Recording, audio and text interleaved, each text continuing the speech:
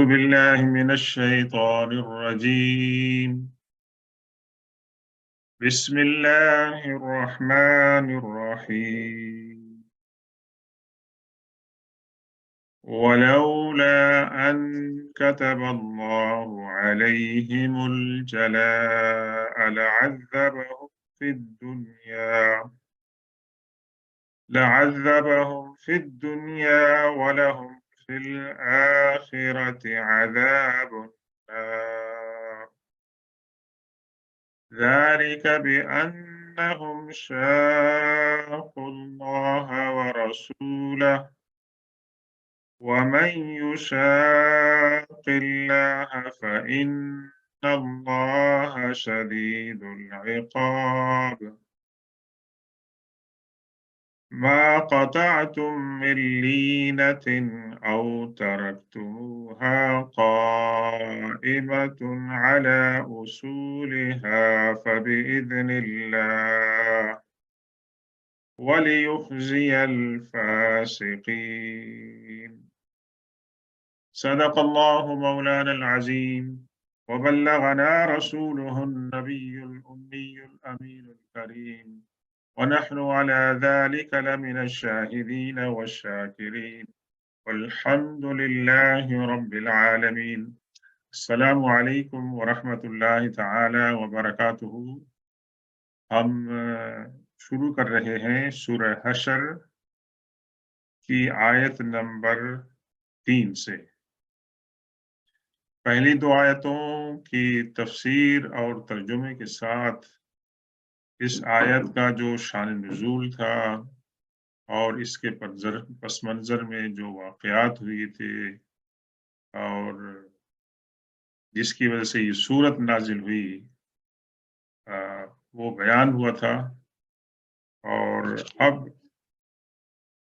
اس میں اللہ تبارک و تعالیٰ نے پہلی 2 آیتوں میں بیان کرنے کے بعد اللہ تعالیٰ نے وجہ بتائی کہ ان کے ساتھ یہ سلوک کیوں ہوا.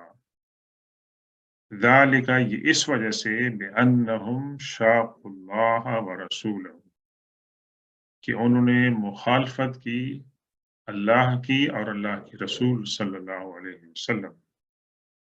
پھر فرمایا وَمَن يُشَاقِ اللَّهَ فَإِنَّ اللَّهَ شَدِيدُ الْعِقَابِ، اور جو کوئی اللہ کی مخالفت کرتا ہے اللہ تبارک و تعالی جو ہے وہ سزا دینے میں بہت ہی سخت ہے. تو ان لوگوں کی یہ مخالفت حضور پاک صلی اللہ علیہ وسلم کے ساتھ اور جو معاہدہ ہوا تھا اس کی خلاف ورزی، اور پھر یہ کہ جو اسلام کے مخالفین تھے ان کے ساتھ مل جانا اور مسلمانوں کے ساتھ دشمنی، اور پھر سب سے زیادہ یہ کہ نعوذ باللہ حضور پاک صلی اللہ علیہ وسلم کو جان سے مار ڈالنے کا جو ان کا مذموم منصوبہ تھا یہ اس کی آخری کڑی تھی. تو اللہ تبارک و تعالیٰ انسان کو قوموں کو بھی ڈھیل دیتے ہیں کہ وہ اپنی اصلاح کریں، اور جو لوگ اصلاح نہیں کرتے ہیں بعض اوقات اللہ تعالیٰ ان کو دنیا میں موقع بھی نہیں دیتا ہے اور آخرت میں ان کے لیے دردناک عذاب ہوتا ہے. اور جو لوگ اپنی اصلاح کر لیتے ہیں وہ اللہ تبارک و تعالیٰ ان کی طرف متوجہ ہوتے ہیں اور ان کو صراط مستقیم پر گامزن رہنے کے لیے توفیق سے نوازتے ہیں. یہ قاعدہ کلی اللہ تبارک و تعالیٰ نے بتا دیا ہے افراد کے لیے بھی اور قوموں کے لیے بھی. اللہ تبارک و تعالیٰ ہمیں اپنے احکامات کی خلاف ورزی کرنے سے بچائے، اپنی اور اپنے رسول صلی اللہ علیہ وسلم کی اطاعت کی توفیق عطا فرمائے، اور اپنے عذاب سے اور اپنی پکڑ سے بچائے. اور حضور پاک صلی اللہ علیہ وسلم ہمیشہ اللہ تبارک و تعالیٰ سے دعا کرتے تھے اس کے عذاب سے بچنے کے لیے مثال के तौर पर एक दुआ है, बड़ी खूबसूरत दुआ है और आपकी मकबूल तरीन दुआ थी, अल्लाहुम्मा इन्नी अऊज़ु बिरिदाका मिन सख़तिका व बिमुआफ़ातिका मिन उक़ूबतिका। या अल्लाह, मैं पनाह मांगता हूँ आपकी रहमत को ढाल बनाकर आपके गुस्से से और आपकी नाराज़गी से, आपकी आफ़ियत की वजह से। तो आखिरी चीज़ जो इंसान को तबाह कर सकती है कि अल्लाह तबारक व तआला के और उसके रसूल के जो अहकामात हैं उनकी। उसके बाद आयत नंबर 5 के अंदर अल्लाह तबारक व तआला ने एक फिर उसका जो बैकग्राउंड था उसकी तरफ तवज्जो दिलाई कि जब मुसलमान उनके बेसीज के लिए मुहासरे के लिए जब चले तो वो ज़री ज़मीनी थी और ज़री ज़मीनों के अंदर उनके किले थे और वहाँ से गुज़रने के लिए मुसलमानों को रास्ता बनाने की ज़रूरत पड़ी और उस रास्ते में दरख्त भी आए और खेत भी आए। तो ये तमाम दुनिया के कवानीन के अंदर होते हैं कि बाज़ चीज़ें हालत जंग में हलाल हो जाती हैं और हालत अमन के अंदर वो हराम होती हैं, जायज़ हो जाती है। ये तो दुनिया का दस्तूर है, आजकल भी उस पे अमल हो रहा है। तो उनको रास्ता बनाने के लिए उनको कुछ दरख्त काटने पड़े और कुछ दरख्त उन्होंने उनको नहीं काटा, उनको रहने दिया, जितनी उनको ज़रूरत थी। अब ये मसला पेश आया मुखालिफिन की तरफ से भी कि तुम मुसलमान दावा करते हो दुनिया में अमन का और दुनिया में और ज़मीन में फ़साद से रोकने का। तो ये तो उसके खिलाफ है, कहते तुम कुछ हो और करते तुम कुछ हो। और मुसलमानों के दरमियान भी 2 गिरोह हो गए कि उनके अंदर एहसास हुआ कि हमने ये जो काम किया है, ये सही है या गलत है। एक गिरोह की राय थी कि ठीक है, जंग के अंदर इजाज़त है और दूसरे ने कहा कि नहीं, दरख्तों को काटना नाजायज़ है, उसको उनका क्या कसूर है। लेकिन इस्लाम में जो जंग के उसूल हैं, रूल्स हैं, उसमें दरख्तों को काटना मना किया गया है। अनलेस कि कोई एक्सट्रीम सूरत-ए-हाल हो, उसके बगैर चारा ना हो। तो यहाँ अल्लाह तबारक व तआला सफाई बयान फरमा रहे हैं। क्या फरमाया? मा क़तअतुम मिन लीनतिन, तुमने जिस किसी भी हरी टहनी को तुमने काटा, औ तरकतुमूहा काइमतन अला उसूलिहा, या तुमने किसी टहनी को, दरख्त को नहीं काटा और उसे रहने दिया कि वो अपनी जो जड़ें हैं उन पर वो कायम रहे। फबिइज़्निल्लाहि, इसके अंदर अल्लाह की इजाज़त शामिल थी। इसलिए तुमने जो कुछ भी किया है, तुम्हारे ऊपर उसके अंदर कोई हर्ज की बात नहीं है, कोई अकाउंटेबिलिटी है, कोई गिल्ट नहीं है। ये सरासर अल्लाह तबारक व तआला की इजाज़त और मर्ज़ी और मंज़ूर पर मौक़ूफ़ है। और दूसरी इसके अंदर क्या वजह थी कि वलियुख़ज़ियल फ़ासिक़ीन, कि अल्लाह तबारक व तआला चाहता था इस अमल के ज़रिए कि जो लोग फ़ासिक हैं, नाफ़रमान हैं, उनको अल्लाह तबारक व तआला दुनिया में जो है वो ज़लील व रुस्वा करे। तो मंज़र बहुत ही रुस्वाकुन था कि जो लोग के वहाँ अरसे दराज से जनरेशन ऑफ जनरेशन वहाँ रह रहे थे और उनके उनके रोज़गार थे, उनके ज़रिए माश था और उनके किले जो है मज़बूत थे। वहाँ अल्लाह तबारक व तआला ने उनको दुनिया के अंदर ज़िल्लत दिखाई इस माने में कि जो एग्रीमेंट हुआ था इस सीज को उठाने का, कि वो मामूली सी चीज़ जो हाथ वग़ैरह में उठा के ले जा सकते हैं, वो ले जा सकते हैं, लेकिन तमाम belongings everything they have to leave their. تو اس کے اندر اللہ تبارک و تعالیٰ نے ان کو ہیملیشن دکھائی کہ جس زراعت اور درختوں کھجور کے اور دوسرے جو پھل تھے ان کو لگانے میں، ان کی آبیاری کرنے میں انہوں نے محنت کی تھی، آبا و اجداد سے ورثے میں پایا تھا، ان کو دیکھا کہ جس کی ٹہنی کو وہ کاٹنا نہیں چاہتے تھے وہ ٹہنی کاٹ دی گئی، اور ان کے دل میں یہ حسرت بھی رہ گئی کہ یہ جو درخت وغیرہ ہم نے بنائے تھے ہم اب مخالفین کے لیے چھوڑ رہے ہیں، کاش کہ ان کو بھی ہم آگ لگا کے نکل جاتے تاکہ ان کے پاس کوئی چیز نہ بچتی، جو ہمارے ہاتھ سے جا رہی ہے تو ان کو کس کا کیا فائدہ پہنچتا۔ تو اللہ تعالیٰ نے دونوں صورتوں میں بتا دیا کہ یہ تمام کی تمام جو باتیں ہوئی ہیں مسلمانوں کی طرف سے وہ اللہ کی اجازت سے، اس کی مرضی سے، اس کی توفیق سے ہوئی ہے، اور اللہ تبارک و تعالیٰ کی طرف سے ان کو 100% جو تھی وہ تائید حاصل تھی۔ تو ان کے جو اعتراض تھا وہ اس اعتراض کا کوئی جو ہے نا رائے نہیں بنتی تھی، کوئی وزن نہیں تھا۔ تو اس آیت کے اندر اللہ تبارک و تعالیٰ نے اس بات کی وضاحت فرماتی۔ بعد میں دیکھا گیا کہ سیدنا ابوبکر صدیق رضی اللہ تعالیٰ عنہ نے جب مدینہ سے باہر جو لشکر بھیجتے تھے جہاں وہ جنگ کی جو تعلیمات ہوتی تھی اس میں ایک یہ بھی ہوتا تھا کہ آپ نے وہاں کے درختوں کو نہیں کاٹنا ہے، تو یہ ضرورت کے وقت جو ہے وقتی طور پر اللہ تبارک و تعالیٰ نے اجازت دی تھی۔ اس کے بعد اللہ تبارک و تعالیٰ نے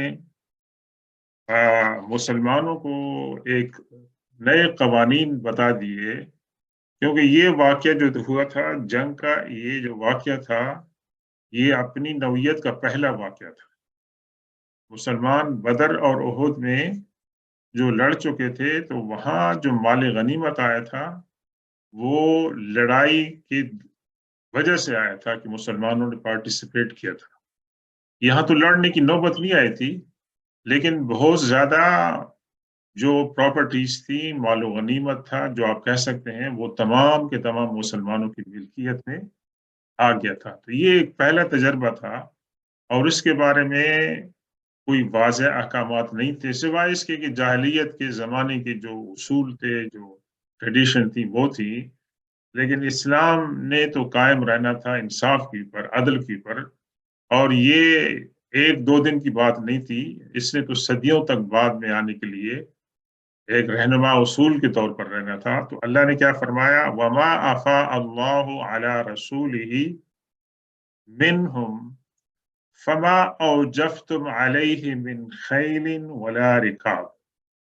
اللہ تعالیٰ یہاں خصوصی طور پر مسلمانوں کو خطاب فرما رہے ہیں کہ آفا جو ہے یہ ایک ورب بھی ہے، اور اس کے اندر ایک ٹرم فے بھی ہوتی ہے، جو غنیمت وہ ہوتا ہے جو مسلمان جنگ میں لڑائی کے نتیجے میں حاصل کرتے، اور فے وہ مال ہوتا ہے جو بغیر لڑائی کے مسلمانوں کے ہاتھ میں آ جائے۔ بعض اوقات لڑائی کی نوبت نہیں آتی ہے اور جو دشمن ہے وہ ایگری کر جاتا ہے کہ ہم یہ پراپرٹی چھوڑ رہے ہیں، تو اب اس کی جو تقسیم کا معاملہ ہوگا وہ کیسے ہوگا، جس کو مال فے کہتے ہیں۔ تو اللہ نے فرمایا وَمَا أَفَاءَ اللَّهُ عَلَى رَسُولِهِ مِنْهُمْ، ان دشمنوں کی جو پراپرٹی اور مال و دولت تھا وہ جو اللہ تعالیٰ نے اپنے رسول کی طرف لوٹا دیا۔ اب یہ نہیں ہے کہ یہاں یہ نہیں فرمایا کہ جو ان کے قبضے میں آیا۔ اب جیسے آپ کہتے ہیں نا کہ جو لوگ نئے مسلمان ہوتے ہیں ان کو آپ کنورٹ نہیں کہتے ہیں، اس کو ریورٹ کہتے ہیں۔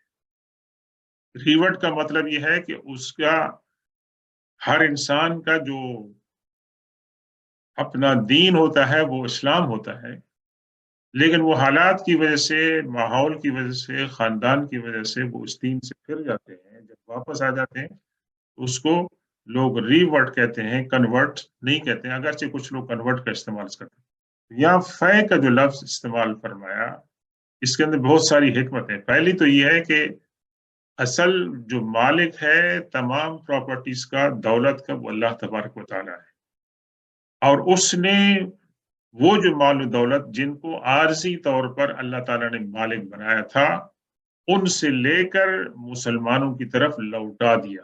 تو عفا کا ترجمہ آپ ایک تو یہ کریں گے کہ وہ پراپرٹیز جو ان لوگوں کے ہاتھ میں تھیں جس کو وہ عارضی طور پر اس کے مالک تھے، اللہ نے ان سے لے کر اللہ کے رسول کی طرف لوٹا دیا۔ دوسرا ترجمہ یہ ہوگا کہ جو مال دشمنوں کے پاس تھا وہ اللہ کے رسول صلی اللہ علیہ وسلم کے قبضے میں آیا بغیر مسلمانوں کے فزیکل لڑائی کے کرنے۔ اب اس کے بارے میں کیا فرمایا؟ فما اوجفتم علیہ من خیل ولا رکاب، اس کو حاصل کرنے میں، اس کو پوزیشن میں لینے کے لیے آپ نے نہ تو گھوڑے دوڑائے اور نہ ہی اونٹ دوڑائے، وہ آپ کو بغیر کسی محنت کے سوائے اس کے کہ اللہ کے رسول کا خوف اور دبدبا ان کی اوپر طاری ہو گیا اور ان کو اس کے علاوہ کوئی اسکیپ کا ذریعہ نہ ملا کہ وہ یہ تمام چیزیں چھوڑ کے چلے جائیں، تو اس میں آپ نے تو لڑائی نہیں کی ہے۔ تو اس لیے وہاں یہ سوال اٹھا کہ یہ جو پراپرٹیز ہیں ان کی ڈسپوزل کیسے ہوگی؟ اللہ تعالیٰ نے فرما دیا کہ آپ نے اس کے اندر کوئی محنت نہیں کی ہے، اس لیے آپ اس کے اندر امید نہ رکھیں کہ آپ کو کوئی شیئر ملے گا۔ وَلَكِنَّ اللَّهَ يُسَلِّطُ رُسُلَهُ عَلَى مَن يَشَاءُ، اللہ تبارک و تعالیٰ کی ثوابدید ہے کہ وہ اپنے رسولوں کو جس کے اوپر چاہتا ہے مسلط فرما دیتا ہے، ان کا ڈومین ان کے اوپر جاری ہو جاتا ہے۔ جب ان کے اوپر مسلط ہو جاتے ہیں تو پھر اس کا جو ڈسپوزل ہے وہ ڈیپینڈ کرتا ہے اللہ کے رسول صلی اللہ علیہ وسلم کی ثوابدید کے اوپر۔ تو اللہ تعالیٰ نے کیا فرمایا؟ واللہ علی کل شیء قدیر، اللہ تبارک و تعالیٰ ہر چیز پر قادر ہے، یعنی اللہ تبارک و تعالیٰ چاہے تو بغیر لڑائی کے کسی کو کسی کے اوپر مسلط فرما دے۔ پھر فرمایا، اب اس کی مزید وضاحت فرمائی، ما عفا اللہ علی رسولہ، جو مال اللہ نے اپنے رسول کی طرف لوٹایا، یا جو مال فے اللہ نے اپنے رسول سب کو عطا فرمایا اور آپ کے تصرف میں دیا، وہ کیا ہے؟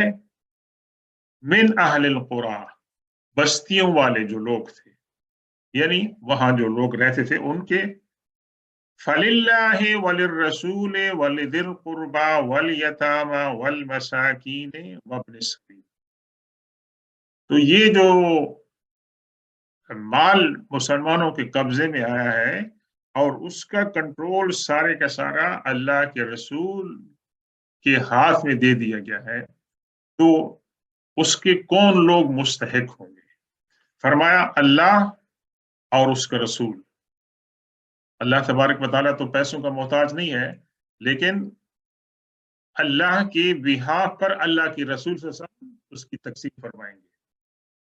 وَلِلرَّسُولِ، اور اللہ کے رسول صلی اللہ علیہ وسلم، وَلِذِي الْقُرْبَى، اللہ کے رسول صلی اللہ علیہ وسلم کے جو قرابت دار ہیں، جو رشتہ دار ہیں، ان کا بھی اس کے اندر حصہ ہوگا، وَالْيَتَامَى وَالْمَسَاكِينِ وَابْنِ السَّبِيلِ، اور جو یتیم ہیں معاشرے کے لوگ اور مسکین ہیں اور جو مسافر ہیں، ان لوگوں کا حصہ اس کے اندر ہوگا۔ یعنی یہ تمام کے تمام جو چیزیں ہیں وہ اللہ کی رسول صلی اللہ علیہ وسلم کے تصرف میں، اور اس کو آپ کیا کہتے ہیں؟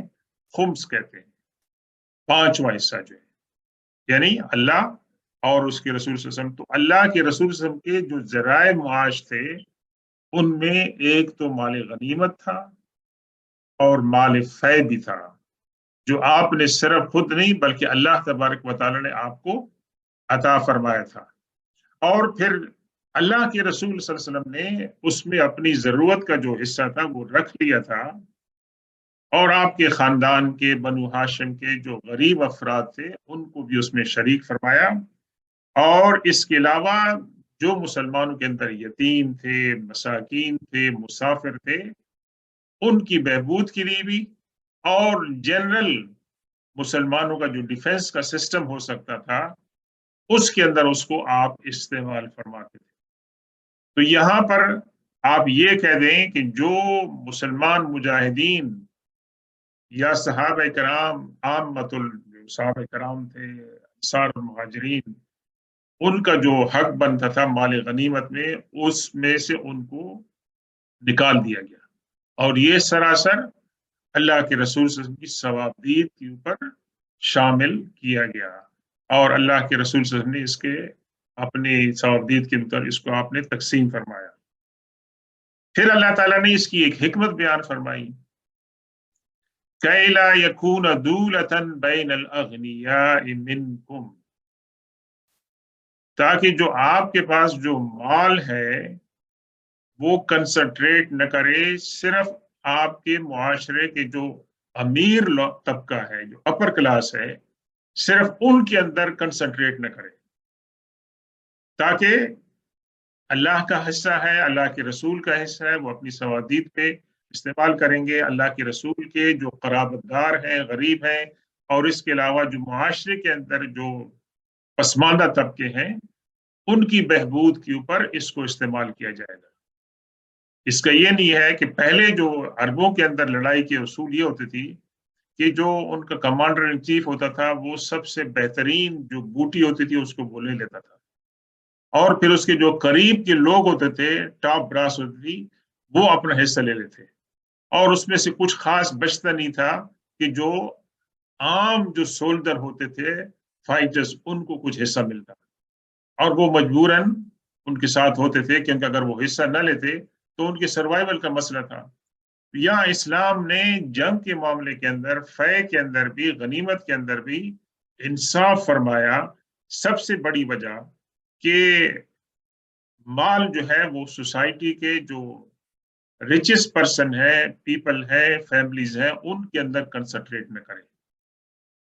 تو ایک تو ان کے اندر کنسنٹریٹ کرنے کی وجہ کون سی بتائی کہ وہ اپنی زکوٰۃ جو ہے وہ دے، صدقات اور خیرات کریں، اور یہ بتایا کہ مسلمانوں کے اندر جو امیر لوگ ہیں جن کے دل میں خوف خدا ہے، للسائل حق والمحروم، یہ جو لوگ بیگرز ہیں اور جو ڈپرائیوڈ لوگ ہیں، ان کا ان کے مال کے اندر حصہ ہوتا ہے۔ یہ نہیں کہ صرف زکوٰۃ کا کہا، بلکہ زکوٰۃ سے بڑھ کر بھی جو ہے وہ اپنے جو معاشرے کے غریب اور نادار لوگ ہیں وہ ان کی مدد کرتے ہیں، اور یہ ان کا فرض ہے، ان کے اوپر یہ بات واجب ہے۔ دوسرا ایک اصول یہاں کیا بتا دیا، وَمَا آتَاكُمُ الرَّسُولُ فَخُذُوهُ وَمَا نَهَاكُمْ عَنْهُ فَانْتَهُوا، جو کچھ اللہ کے رسول صلی اللہ علیہ وسلم تم کو دے دیں، یعنی یہاں آپ پہلا ترجمہ تو یہ کریں گے کہ جو مال غنیمت اور مال فے میں سے اللہ کے رسول صلی اللہ علیہ وسلم تمہیں دے دیں وہ لے لو، وما نہاکم عنہ، اور جس سے روک دیں فانتہو، اس سے رک جاؤ۔ اس میں اللہ کے رسول سے سوال نہیں کریں بلکہ اس کو قبول کر لیں۔ تو اس قاعدے کو ہمارے علماء کرام جو ہے جنرلائز کرتے ہیں کہ اللہ کے رسول صلی اللہ علیہ وسلم جو بات کہہ دیں اس کو مان لیں، جس بات سے انکار کر دیں اس سے رک جائیں۔ تو حضرت عمر فاروق رضی اللہ تعالیٰ عنہ نے اس قاعدے کے اندر اس کو جنرلائز کیا، اور کچھ باتوں کی آپ نے وضاحت فرمائی کہ یہ چیزیں نہیں ہونی چاہیے۔ تو ایک خاتون نے آپ سے شکایت کی کہ آپ مجھے بتائیں کہ قرآن کے اندر جو آپ پابندی آپ لگا رہے ہیں وہ قرآن کے اندر کہاں لکھی ہیں، آپ اپنی طرف سے اضافہ کر رہے ہیں۔ تو حضرت عمر فاروق رضی اللہ تعالیٰ عنہ نے اس آیت سے ریفرنس لیا تھا کہ جو بات میں آپ کو کہہ رہا ہوں اللہ کے رسول نے اس کو کہا ہے، وہ منع کیا ہے، اور اللہ کے رسول صلی اللہ علیہ وسلم کو جو اختیار اللہ نے عطا فرمایا یہ قرآن کے اندر لکھا ہے، یہ اس آیت کے اندر۔ تو وہ خاتون مان گئی کہ آپ نے جو فیصلہ کیا ہے، جو ججمنٹ کی ہے، وہ صحیح ہے۔ تو آج بھی ہمارے لیے رول یہ ہے کہ اللہ کے رسول صلی اللہ علیہ وسلم نے جو بات کہی ہو اس کو مانا جائے، اور اس کے بارے میں اللہ کے رسول صلی اللہ علیہ وسلم نے ایک بہت ہی شدید وارننگ دی ہے کہ ایک دور ایسا آئے گا کہ ایک انسان تکیے لگا کے بیٹھا ہوگا اور وہ کہے گا کہ میں قرآن کے سوا کسی بات کو نہیں مانتا ہوں، میں قرآن کے سوا کسی بات کو نہیں مانتا ہوں. تو اللہ کے رسول صلی اللہ علیہ وسلم نے ان کی بہت سخت مذمت بیان فرمائی. یعنی جو قرآن کے اندر جو باتیں لکھی ہیں، قرآن کی تشریح اگر آپ حدیث سے سیرت سے نہیں کریں گے تو قرآن کو آپ اوپن کر دیں گے، ہر آدمی جس طرح کی تشریح چاہے گا وہ کرے گا. ویسے آپ کو قرآن سے کیا یہ پتہ چل جائے گا کہ کتنی زکوٰۃ دینی ہے، اور آپ کو یہ پتہ چل جائے گا کہ نمازیں آپ نے کس طرح پڑھنی ہے، رکعتوں کی تعداد کیا ہے، نمازوں کے اوقات جو ہیں ڈیٹیل میں کیا ہے، اور نمازوں کے جو مسائل ہیں، وضو کے جو مسائل ہیں، ان تمام کی ہمیں جو ایکسپلینیشن ملتی ہے وہ سیرت اور حدیث سے ملتی ہے. تو اللہ کے رسول صلی اللہ علیہ وسلم نے منع فرمایا. اور بدقسمتی یہ ہے کہ ہمارے اس دور میں اور اس سے پہلے بھی ایک مائنورٹی طبقہ ایسا رہا ہے جو حدیث پاک کو اور سیرت کو ایکسکلوڈ کر دیتے ہیں اور وہ قرآن کی اپنی منمانی تشریح کرتے ہیں. لیکن اللہ کا کرم ہے، مہربانی ہے اس کی اس امت پر کہ اس نے ایون دو کہ ہم لوگ زوال کے مرحلے میں ہیں، انحطاط کے مرحلے میں ہیں، لیکن اللہ تبارک و تعالیٰ نے یہ مہربانی فرمائی خاص طور پر امت مسلمہ پر کہ امت مسلمہ کی ہدایت کے جو سرچشمے ہیں، قرآن و حدیث ہے، صحابہ کرام کا عمل ہے، تابعین کی تشریحات ہیں، فقہاء کی، یہ تمام کی تمام محفوظ کر لی گئی. اور نعوذ باللہ اگر یہ بھی نہ ہوتی تو مسلمانوں کے اندر تو جو اس وقت انتشار ہے اس سے زیادہ ہوتا. لیکن اللہ تبارک و تعالیٰ نے اس کی حفاظت فرمائی. پھر فرمایا واتقوا اللہ ان اللہ شدید العقاب. اللہ تبارک و تعالیٰ سے ڈریں، اللہ تبارک و تعالیٰ سخت سزا دینے والا ہے. یعنی یہ جو لوگوں کے حقوق ہیں، لوگوں کے شیئرز ہیں، مثال کے طور پر ہمارے انہیریٹنس کا معاملہ ہے کہ جو ایک ہماری مطلب اجتماعی کمزوری ہے کہ ہم لوگ ہمارے جو میراث ہوتی ہے اس کے اندر مستحق ہوتے ہیں، جو ہمارے خاندان کے جو رشتہ دار ہوتے ہیں، خاص طور پر خواتین، بیوائیں، خاص طور پہ بیٹیاں، خاص طور پہ بچیاں جو شادی شدہ ہو چکی ہوتی ہیں، بعض لوگ میراث میں ان کو حصہ نہیں دیتے ہیں، یا وصیت کرنے والے نے جو وصیت کی ہوتی ہے وہ اس کو اگنور کرتے ہیں. بعض اوقات ان سے انگوٹھے لگوا لیتے ہیں، بعض اوقات ان کو ان کی ملکیت کروڑ تھی ان کو 500,000 دے دیا اور ان سے سائن کرا لیا کہ جی ٹھیک ہے. یہ سراسر جو ہے یہ خلاف ہے اسلام کی تعلیمات کے کہ جو اللہ تعالیٰ اس لیے وارن کرنا ہے کہ اللہ سے ڈرو. اللہ تبارک و تعالیٰ بہت ہی سخت عذاب اور پنشمنٹ دینے والا ہے. اس کے بعد اللہ تبارک و تعالیٰ اس کی مزید وضاحت فرماتے ہیں کہ کون کون سے لوگ جو ہیں اس کے اندر مستحق ہو سکتے ہیں. للفقراء المہاجرین الذین اخرجوا من دیارہم واموالہم یبتغون فضلا من اللہ ورضوانا وینصرون اللہ ورسولہ اولئک هم الصادقون. وہ مہاجرین جنہوں نے مکہ سے مائگریشن کیا تھا، اور ان میں بھی وہ کہ جو غریب تھے، ان کو جو مدینہ میں آ گئے تھے اور ان کے پاس جو تھا معاش کا کوئی انتظام نہیں تھا، وہ صدقات و خیرات کے اوپر ڈیپینڈنٹ کرتے تھے، تو ان کو ان کی یہ جو زمینیں ابھی مسلمانوں کو ملی ہے مال فے میں، ان کو بھی اس میں حصہ دیا جائے گا. الذین اخرجوا من دیارہم واموالہم، جو خالی ہاتھ مکہ سے آئے تھے، اپنے گھروں کو، اپنی جائیدادوں کو وہاں پر چھوڑ آئے تھے، اور مشرکین نے ان کی جائیدادوں پر قبضہ کر لیا تھا اور ان کے پاس اور کچھ نہیں تھا. تو اللہ تعالیٰ نے فرمایا کہ ان کا حق بنتا ہے. دوسری وجہ یہ تھی کہ جو مہاجرین تھے وہ سابقین الاولین تھے. اللہ تبارک و تعالیٰ کے ہاں ان کا درجہ اسلام میں سب سے پہلا درجہ ہے. کہ انہوں نے مشکل حالات میں اسلام کو قبول کیا اور حضور صلی اللہ علیہ وسلم کی سپورٹ کی اور آپ کی پیروی کری. اس لیے وہ جو مہاجرین جو سابقین الاولین ہیں، جن کے نام ہے ہمارے پاس، جن کی ترتیب ہے ہمارے پاس کہ کون سابقین ہیں، ان کی درجات بلند ہے. تو یہاں پر جب معاملہ آیا تو اللہ تعالیٰ نے پہلے ان کو ترجیح عطا فرمائی کہ ان کو جو ہے وہ نا اس میں سے حصہ دیا جائے. اس لیے وہ جو زمینیں تھیں وہ مہاجرین کو بھی دی گئیں. اور پھر اس کے اندر اللہ کے رسول صلی اللہ علیہ وسلم نے، دیکھیں آپ کا جو عدل و انصاف ہے کہ آپ نے انصار کو بلایا، انصار کو جو سپورٹر تھے اوس اور خزرج کے، ان کو بلایا اور ان سے پوچھا کہ بھائی آپ نے اپنی زمینیں جائیدادیں آپ نے مہاجرین کے ساتھ شیئر کی ہیں. ایک تو صورت یہ ہے کہ وہ تمام کی تمام جو ہے آپ کو واپس لوٹا دی جائے. دوسری صورت یہ ہے کہ یہ جو نئی چیز آئی ہے ہمارے قبضے میں، ان دونوں کو اکٹھا کر کے ایک جگہ اس کے بعد اس کی تقسیم کی جائے. آپ کی کیا رائے ہے ویسے؟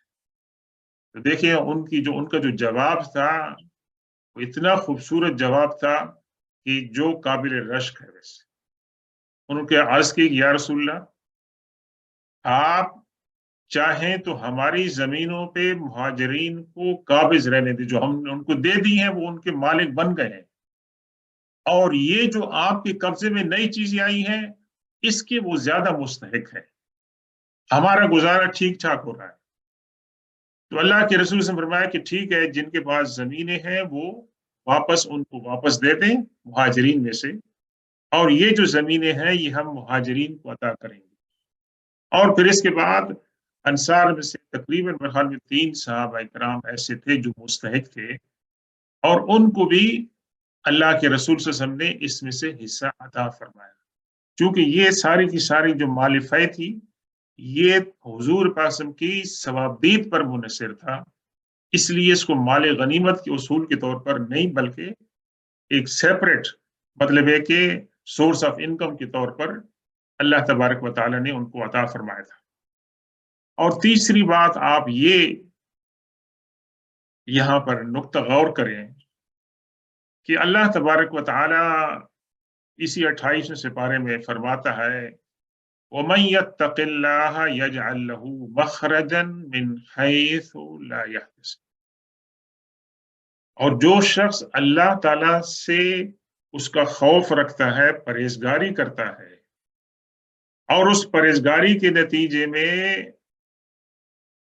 وہ حرام سے بچتا ہے، حلال کو اختیار کرتا ہے، اور اس کے اندر اس کو مشقت اٹھانی پڑتی ہے اور اس کو بہت ڈیفیکلٹیز ہوتی ہیں، اور اس کے اوپر وہ صبر کرتا ہے اللہ تعالیٰ سے کہ اللہ تعالیٰ مجھے اس آزمائش میں سرخور فرمائے. تو اللہ تعالیٰ فرماتا ہے کہ اس کے لیے اللہ تعالیٰ وے آؤٹ بتاتا ہے، ایسا وے آؤٹ بتاتا ہے جو اس کے وہم و گمان بھی نہیں ہوتا. اب یہ جو اللہ تعالیٰ نے ان کو مال فے عطا فرمایا، نہ اس کی کوئی پلاننگ تھی، نہ کسی کی ایکسپیکٹیشن تھی، نہ کچھ، اس کی طرف وہ دیکھ رہے تھے للچائی نظروں سے، اپنی زندگی گزار رہے تھے، لیکن آؤٹ آف نتھنگ اللہ تبارک و تعالیٰ نے ان کو ایک بہت بڑا سورس آف انکم عطا فرمایا. زرخیز زمینیں اور مال اور جائیداد اور جانور اور یہ تمام چیزیں ان کے قبضے میں آ گئیں. تو یہ یعنی یہ کہ بھی لوگ کہتے ہیں اگر آپ اسلام کے لیے کام کریں گے تو جی آپ کو کیا فائدہ ملے گا دنیاوی طور پر. بھائی آپ اسلام کے لیے کام کر رہے ہیں، دنیا کے لیے کام کر رہے ہیں، اسلام کے لیے کام کر رہے ہیں. جب آپ اسلام کے لیے کام کریں گے تو جس کے لیے کام کریں گے اللہ تبارک و تعالیٰ آپ کو لک آفٹر بھی کرے گا اس سے. تو اللہ تبارک و تعالیٰ نے ان کے لیے یہ جو ذرائع ہیں یہ بنا دیے. یبتغون فضلا من اللہ ورضوانا، یعنی وہ مہاجرین جو مکہ سے ہجرت کر کے آئے تھے وہ دنیا کے لیے ہجرت کر کے نہیں آئے تھے، وہ کس لیے آئے تھے؟ فضلا من اللہ، اللہ کے فضل اور اس کی رضا اور اس کی خوشنودی کی خاطر انہوں نے ہجرت کی تھی. یہ نہیں کہ ہمیں وہاں پر جنت کی کیاریاں ملیں گی اور یہ ملے گا وہ ملے گا، نہریں بہیں گی، نہیں، وہاں سے سب کچھ خالی ہاتھ آئے تھے اور یہاں بھی ایکسپیکٹ نہیں کر رہے تھے، سوائے اس کے کہ اللہ کے رسول کی پیروی تھی کہ انہوں نے یہ برداشت نہیں کیا کہ ہم مدینہ مکہ میں کیسے رہیں اللہ کے رسول سے دور رہتے ہوئے، بلکہ آپ کی پیروی میں انہوں نے گھر بار سب کچھ چھوڑ دیا. یہ ان کا بیسک موٹو تھا، اور اللہ تعالیٰ ان کی تعریف فرما رہا ہے ویسے. وَيَنْصُرُونَ اللَّهَ وَرَسُولَهُ، وہ اللہ اور اس کی رسول سے کی مدد کرتے ہیں، جو اللہ سے جو کاز ہے اس کی مدد کرتے ہیں. أُولَٰئِكَ هُمُ الصَّادِقُونَ، they are really the true people. truthful people وہی ہے ویسے. دیکھیں اللہ تعالیٰ نے یہ کن کی اللہ تعالیٰ تعریف کر رہا ہے، کن کو اللہ تعالیٰ سند عطا فرما رہا ہے اپنی بارگاہ میں ان کی قبولیت کی. یہ وہ صحابہ کرام ہیں جو مہاجرین ہیں، جن کا امت میں سب سے بڑا مقام ہے، اور ان میں بھی وہ مہاجرین جو فقراء تھے، جو غریب تھے. اللہ تعالیٰ نے دیکھو اس سے بڑا اعزاز کیا ہو سکتا ہے. اللہ تبارک و تعالیٰ نے ان کے روحانی اور ایمانی جو درجات ہیں اللہ تعالیٰ نے اس کی تعریف فرمائی اور ان کو قبولیت عطا فرمائی سند کے طور پر کہ اللہ تعالیٰ کے ہاں وہ جو ہے وہ برگزیدہ ہے اور وہ پسندیدہ ہے، اور وہ جو ہے صحیح معنوں میں مسلمان ہیں. والذین تبوؤوا الدار والایمان من قبلہم یحبون من ہاجر الیہم ولا یجدون فی صدورہم حاجۃ مما اوتوا ویؤثرون علی انفسہم ولو کان بہم خصاصۃ ومن یوق شح نفسہ فاولئک هم المفلحون. یہ آیت اور اس کے بعد کی جو آیت ہے، یہ انصار جو تھے مدینے کے اور جو دیگر لوگ تھے، اللہ تعالیٰ نے ان کی تعریف فرما دی کہ ان کا بھی تو کنٹریبیوشن ہے نا. ان کو کیوں یہاں اللہ تعالیٰ اپنی تعریف سے محروم کرے؟ تو فرمایا والذین تبوؤا الدار. یہ تبوع کے معنی ہے کسی چیز پہ متمکن ہونا اور وہاں پر بیٹھنا، وہاں پر اترنا، ٹھکانہ بنانا. فرمایا وہ لوگ کہ جنہوں نے ایمان کو اور اپنے گھر کو ٹھکانہ بنایا ہجرت سے پہلے، یعنی انصار وہاں مسلمان ہو چکے تھے اور ایمان کو انہوں نے اپنا گھر اور ٹھکانہ بنایا. حضور صلی اللہ علیہ وسلم کی تشریف آوری سے پہلے وہاں پر وہ ایمان پر قائم تھے اور وہ ان کا اپنا گھر بھی تھا.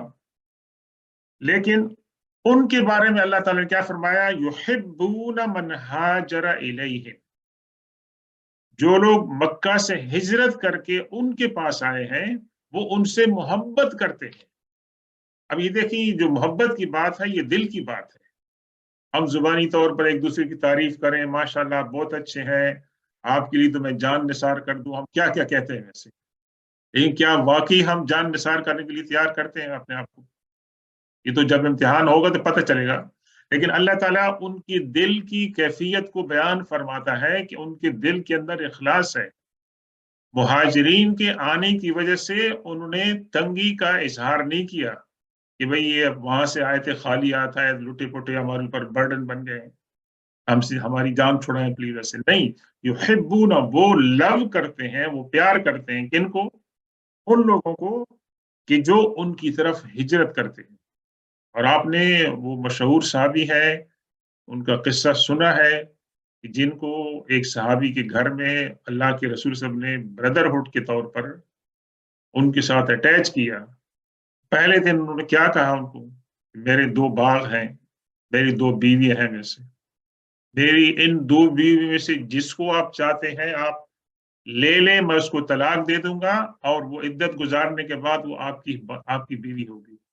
اور جو میرا باغ ہے اس میں جو باغ آپ کو پسند ہے وہ آپ لے لیں. یہ مثالیں آپ نے بردرہڈ کی، بھائی چارے کی کہاں پر دیکھی؟ حضور صلی اللہ علیہ وسلم کی تربیت تھی.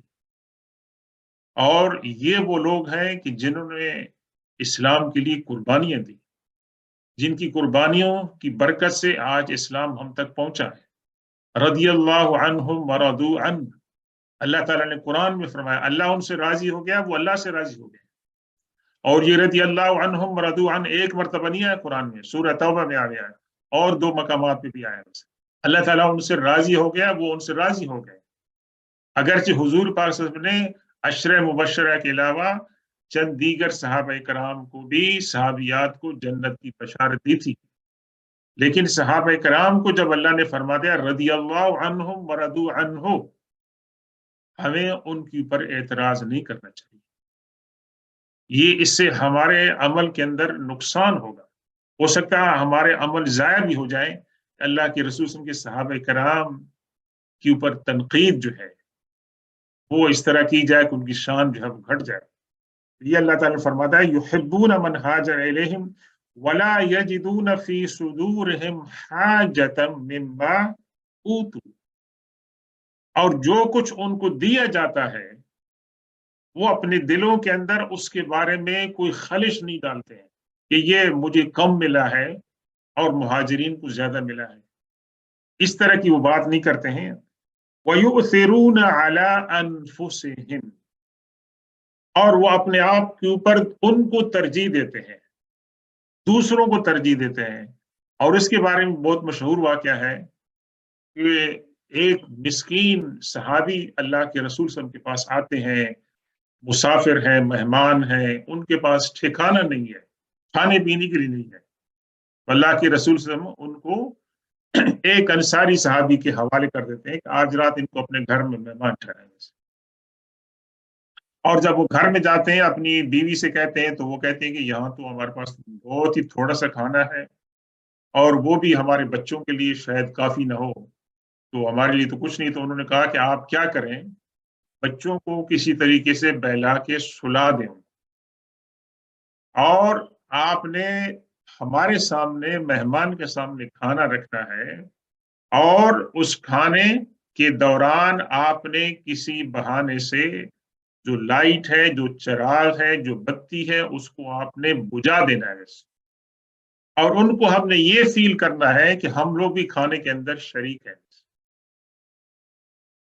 دیکھیں دن بھر کے وہ خود بھوکے تھے، بچے بھوک سے سوتے تھے، اور یہ انہوں نے رات کو مہمان کی خدمت کی اللہ کے رسول صلی اللہ علیہ وسلم کی فرمان کی تعمیل میں.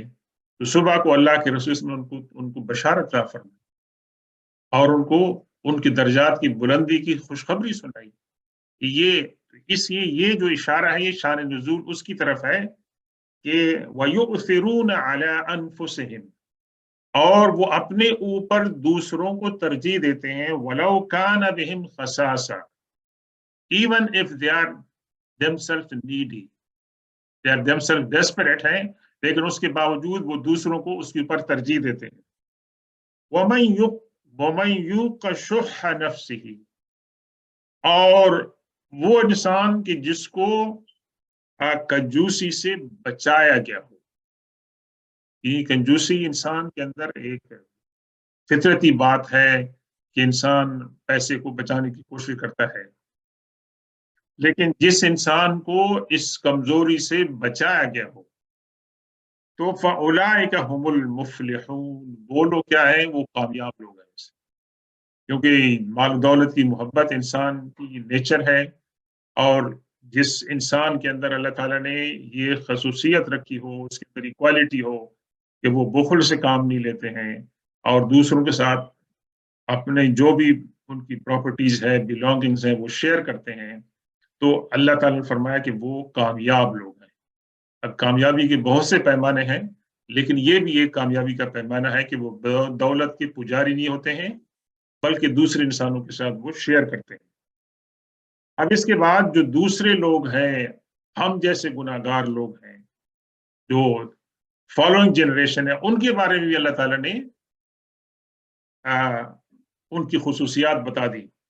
والذین جاءوا من بعدہم، ان کے بعد، مہاجرین کے بعد، انصار کے بعد جو لوگ مسلمان آئیں گے، یقولون ربنا اغفر لنا ولاخواننا الذین سبقونا بالایمان ولا تجعل في قلوبنا غلا للذین آمنوا ربنا انک رؤوف رحیم. یہ قرآن پاک کی وہ دعائیں ہیں جو اکثر ہمیں مانگنی چاہیے کیا فرمایا؟ جو مسلمان مہاجرین اور انصار کے بعد جو آئیں گے وہ کیا کہیں گے؟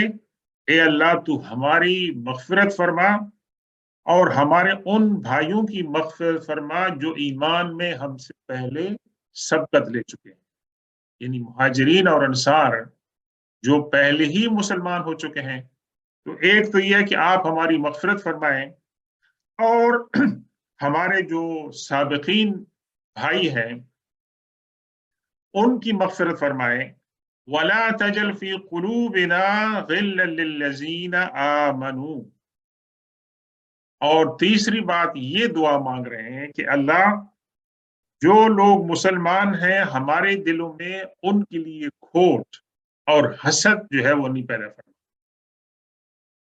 یہ دعا ہمیں مانگنی چاہیے ویسے، اور یہ دعا جب ہم مانگیں تو اس کی میننگ پر غور کریں ویسے کہ مسلمان کے دل کے اندر دوسرے مسلمان کے لیے حسد، کھوٹ اور رنجش جو ہے وہ نہیں ہونی چاہیے۔ آمنو ربنا انک رؤوف الرحیم، بے شک اللہ تبارک و تعالی تو رؤوف الرحیم ہے، تو معاف کرنے والا ہے۔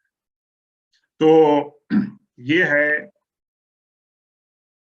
آیت نمبر 10 سورہ حشر کی، اس کے اوپر ہم اختتام کرتے ہیں۔ اللہ تبارک و تعالیٰ سے دعا ہے کہ ان آج کے درس میں جو باتیں ہم نے پڑھی ہیں، سنی ہیں، اللہ تعالیٰ ہمیں ان کو سمجھنے، ان پر غور کرنے اور ان پر عمل کرنے کی توفیق عطا فرمائے۔ صلی اللہ تعالی علی خیر خلقہ سیدنا و مولانا محمد و آلہ و اصحابہ اجمعین برحمتک یا ارحم الراحمین۔